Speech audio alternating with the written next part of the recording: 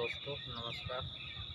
मैं रजनीश कुमार साहू, प्रदेश bureau BNN news Madhya Pradesh Bhopal. जैसा कि BNN न्यूज़ के डायरेक्टर माननीय अजय कुमार पांडे जी द्वारा सोशल मीडिया में जो अश्लील पोस्ट वीडियो डाले जा रहे हैं, इसको रोकने के लिए एक उनके द्वारा मुहिम चलाई गई और इससे आने वाली पीढ़ी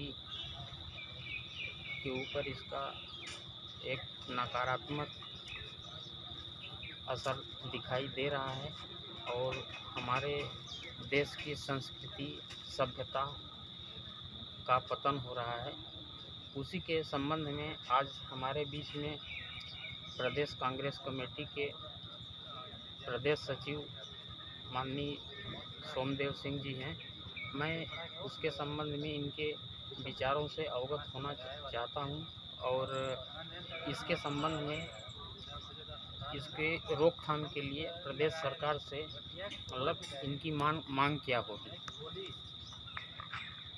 बहुत अच्छा प्रश्न है।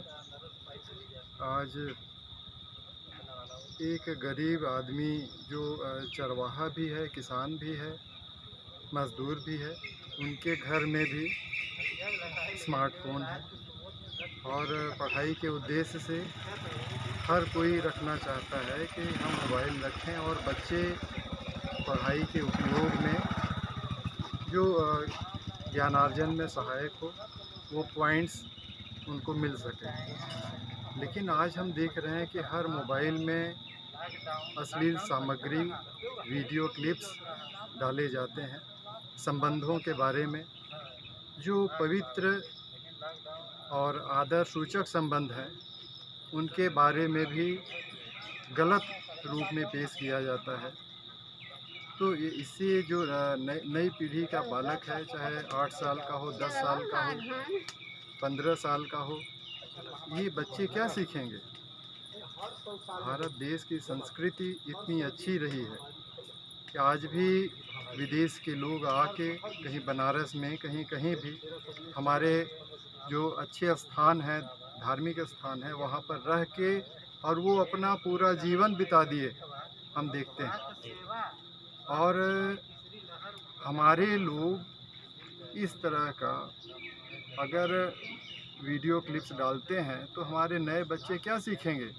हम लोगों ने इसके बारे में आपस में चर्चा करके कुछ लिखा पढ़ी भी किया था, लेकिन इस मुहिम के लिए मैं आदरणीय अजय कुमार पांडे जी को और आदरणीय श्री महाजन जी को बहुत साधुवाद देना चाहता हूं कि एक नेक प्रयास किया जा रहा है हमारी संस्कृति को बचाने के लिए। हमारी संस्कृति बची रहेगी तभी हम नई पीढ़ी को कुछ और भी दे सकते हैं। कहा जाता है कि मोबाइल मिल गया मतलब कर लो दुनिया मुट्ठी में। हम यहाँ हैं, अमेरिका, इंग्लैंड, ऑस्ट्रेलिया, कहीं भी दुनिया के किसी भी कोने में बात कर सकते हैं। हम अपने ज्ञान को मजबूत करके अपनी संस्कृति को मजबूत करें, हमारा वो ध्येय रहे और नेगेटिव ध्येय हमारा नहीं होना चाहिए।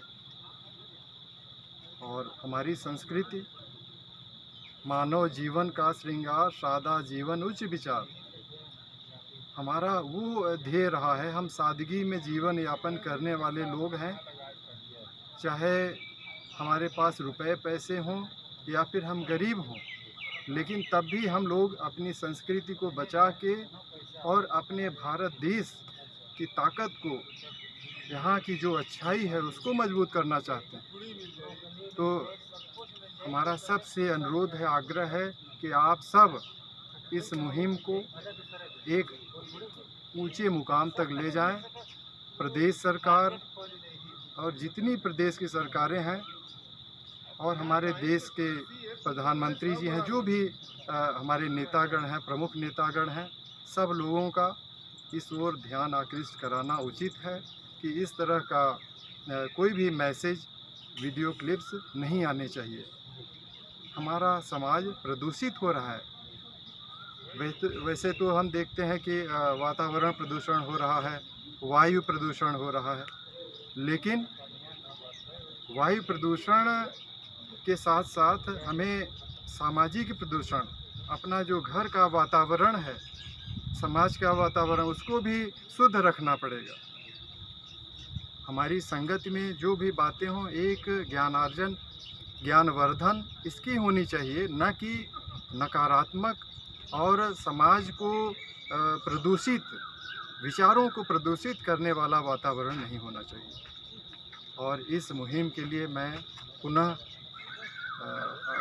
पांडे जी को, महाजन जी को और अपने रजनीश जी हैं, द्विवेदी जी हैं, सबको मैं बहुत बहुत धन्यवाद देना चाहता हूं कि इस मुहिम को आगे ले जाने का पूरा प्रयास करें और इसमें सफलता मिले। मेरा बहुत बहुत शुभकामनाएं। धन्यवाद। जब से सोशल मीडिया का ज़माना आया है, तब से सरकारों द्वारा जिले स्तर पे साइबर सेल टीम का गठन किया गया है। और ज़्यादातर देखने को ये मिलता है कि जब कोई आपराधिक घटनाएं हुई तभी साइबर सेल का उपयोग किया जाता है, जबकि उनका दायित्व है कि हर घटनाक्रम पे मॉनिटरिंग के तौर पे उनको रखा गया है। तो ये कहीं न कहीं सरकार की नाकामी कही जाएगी। बिल्कुल कही जाएगी। हमारा उद्देश्य है कि समाज में जो भी कमियां हैं, जैसे प्रदेश स्तर पर जो राजधानी है, तो वहाँ से निचले स्तर पर, ग्रामीण स्तर पर कंट्रोल नहीं किया जा सकता।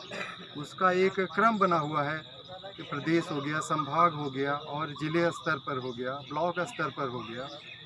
तो जो इसके देख रेख के लिए जो सेल का निर्माण किया गया है, उनका ध्यान आकृष्ट करने के लिए भी ये ज़रूरी है कि वो सिर्फ कोई बड़े केस हो जाए तभी उसका उपयोग न करें, वो बराबर सतत मॉनिटरिंग करते रहें, जिससे जहाँ कहीं भी इस तरह की हरकत अगर समझ में आ रही है, उस पर एक्शन होना चाहिए। सबसे पहले जो हमारे नई पीढ़ी के लोग भटक रहे हैं, अगर वो कहीं फंसते हैं तो उन्हें वार्निंग दिया जाए। पहली बार बच्चे हैं, वार्निंग दिया जाए, फिर दोबारा अगर करते हैं तो कुछ हल्के दंड दिए जाएं, फिर तिबारा अगर उनका पेशा है तो फिर कड़ी कार्रवाई होनी चाहिए। ये मेरा सुझाव है। डायरेक्ट कड़ी कार्रवाई की ज़रूरत नहीं है। बच्चे हैं, कहीं भाग गए तो भी वार्निंग देना ज़रूरी है, फिर हल्के दंड देना ज़रूरी है, उसके बाद फिर कड़े दंड। और ये सब जो व्यवस्था बनाई गई है, अगर सब लोग जागरूक होके और ये मानने लगें कि ये हमारा देश है और ये बच्चे हमारे बच्चे हैं, तो निश्चित ही हमारे दायित्वों का निर्वहन होगा। और हम अधिकार की लड़ाई जो लड़ते हैं, सबसे पहले हम अपने दायित्व की लड़ाई लड़ें, और वो समाज के निचले स्तर पर अपने परिवार, गांव, समाज, क्षेत्र, उसमें जो इस तरह की बातें आएँ, उसका हम निदान करने का प्रयास करें। आपको बहुत बहुत धन्यवाद जो आपने BNN न्यूज़ चैनल में अपना अमूल्य समय दिया। धन्यवाद।